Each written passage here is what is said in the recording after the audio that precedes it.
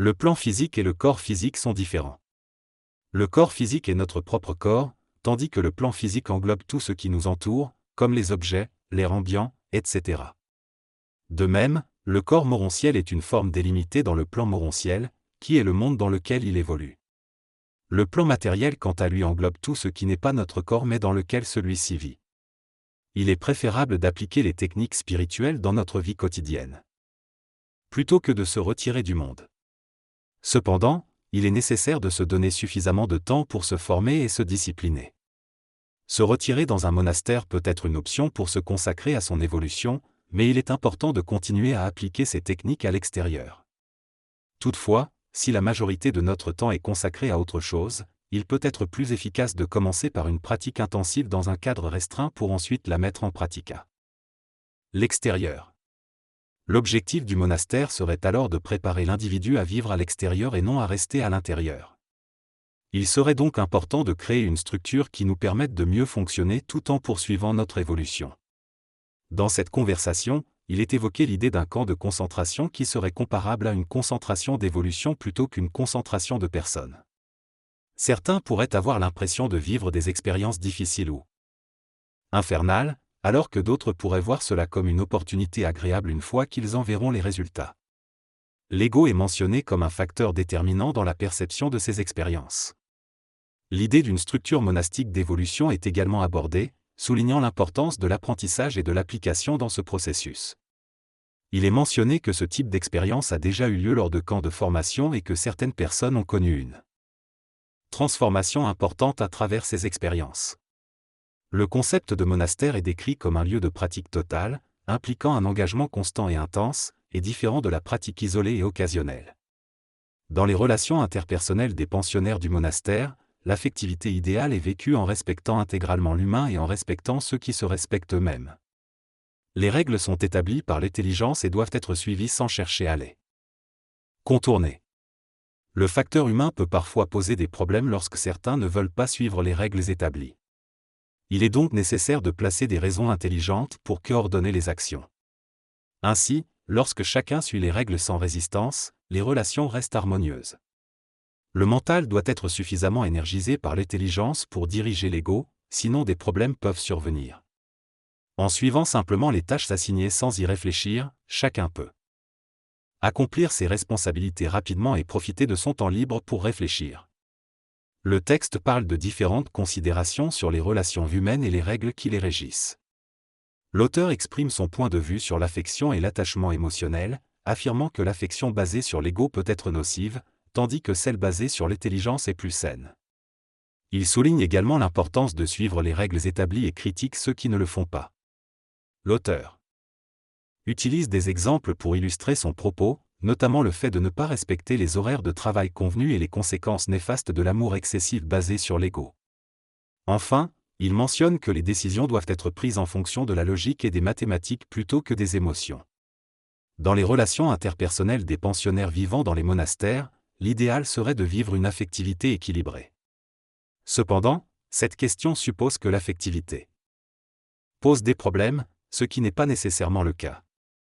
L'affectivité au niveau astral est mentionnée en lien avec l'idée que tout sera réglé une fois que le double éthérique unique existera. Cependant, en attendant, il y a des choses à faire, comme par exemple vivre dans un monastère. Cependant, il est souligné que ces problèmes affectifs risquent de réapparaître. La discipline est également mentionnée, soulignant qu'elle est nécessaire mais difficile à mettre en place.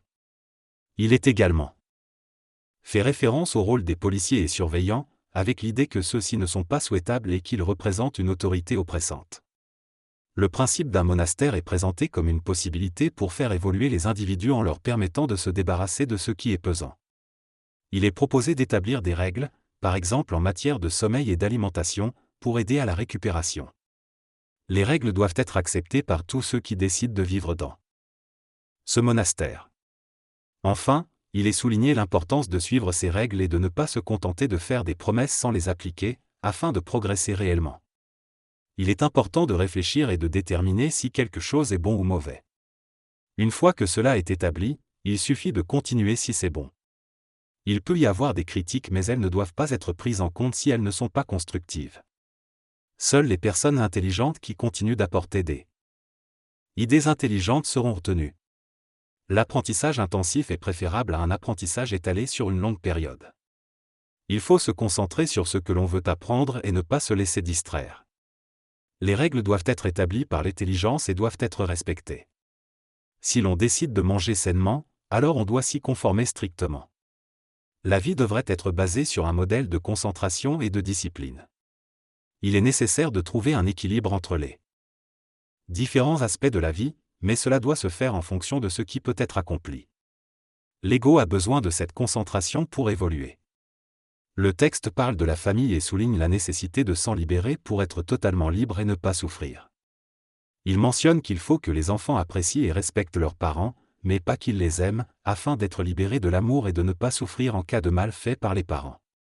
L'auteur mentionne également l'importance d'attendre dans la vie, mais sans considérer cela comme un problème. Il souligne que l'intelligence doit être monnayée afin de contrôler les structures astrales et qu'il faut savoir vendre ce que l'on fait de bien. Enfin, il explique que l'intelligence pousse à agir, mais sans savoir où aller, car on voudrait fonctionner à partir des structures spirituelles de l'évolution.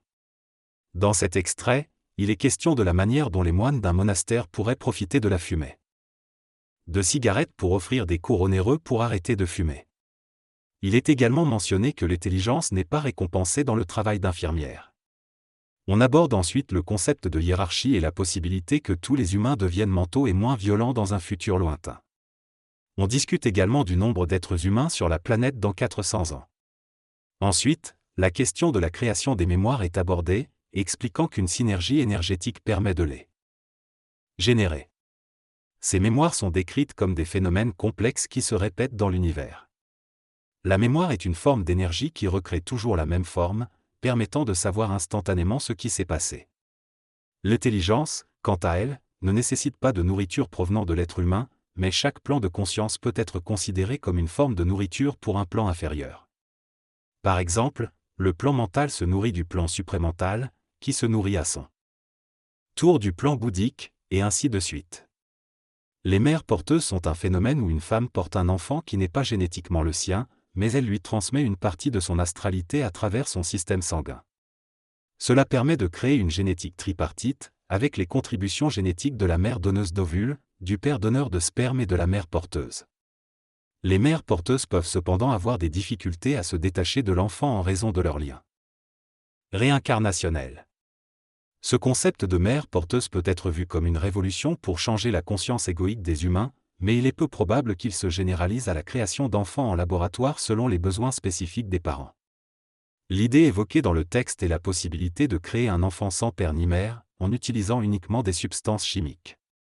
L'auteur mentionne que cela n'est pas encore réalisable, mais que cela pourrait être théoriquement possible dans le futur. Il souligne également que l'enfant ainsi créé ne serait pas lié biologiquement à ses parents, mais s'associerait vibratoirement à ceux qui l'éduqueraient.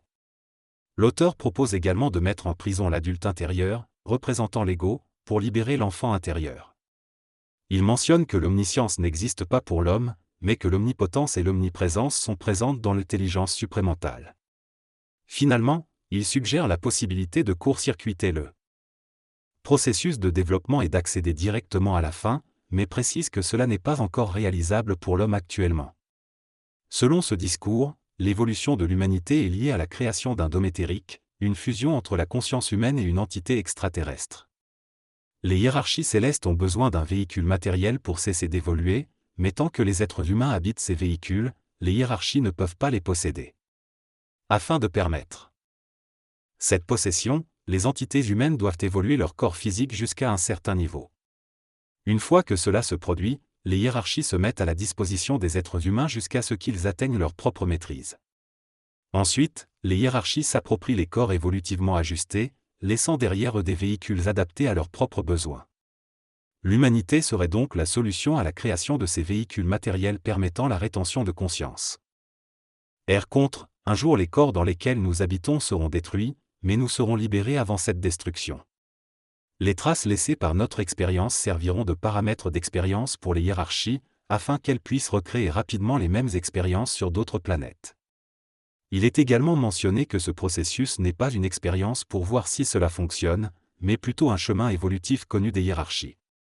L'auteur fait la distinction entre Tentative et expérience. Selon lui, une tentative est une action visant à atteindre un objectif, tandis qu'une expérience est une étude pour apprendre quelque chose. Il explique que, dans leur cas, ils sont une tentative, car ils ne sont pas sûrs de réussir. Il mentionne également que lorsqu'ils réussiront, ce sera une expérience. Il parle ensuite d'un transfert ou d'un changement de corps qui se produira lorsque leur double éthérique sera fusionné avec leur corps physique.